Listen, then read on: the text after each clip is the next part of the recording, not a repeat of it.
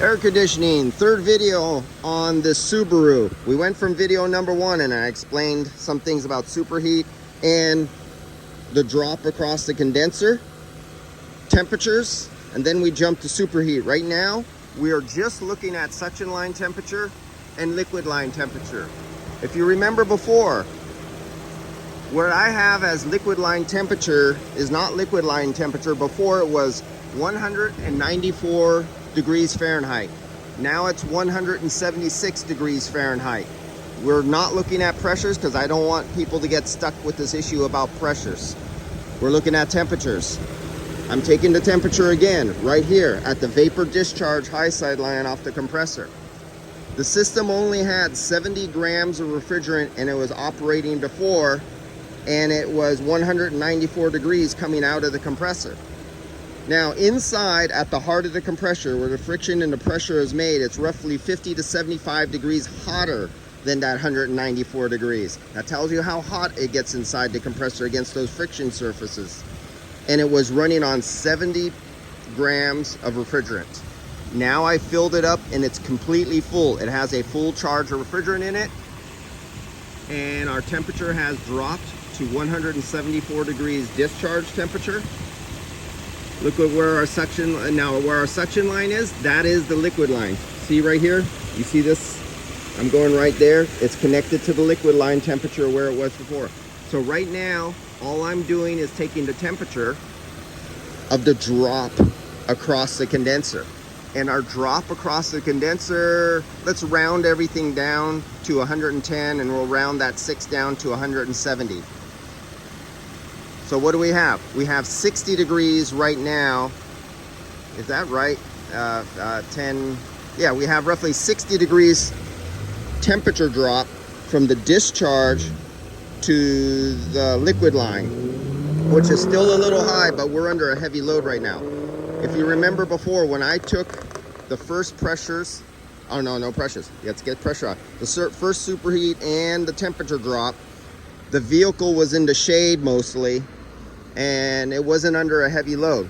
Now it's been sitting in the sun during my test. The sun has come completely over and has hit all the windows, heated up the interior. Now I'm under a heavy load and I have a full charge of refrigerant, and you see the liquid line, or I mean the discharge temperature of the compressor has actually went down.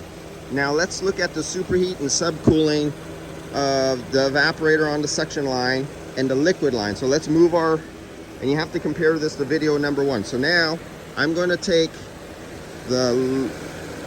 this is the suction line. This is for superheat right here. I'm using it. I was using it on the liquid line just to show you the temperature drop.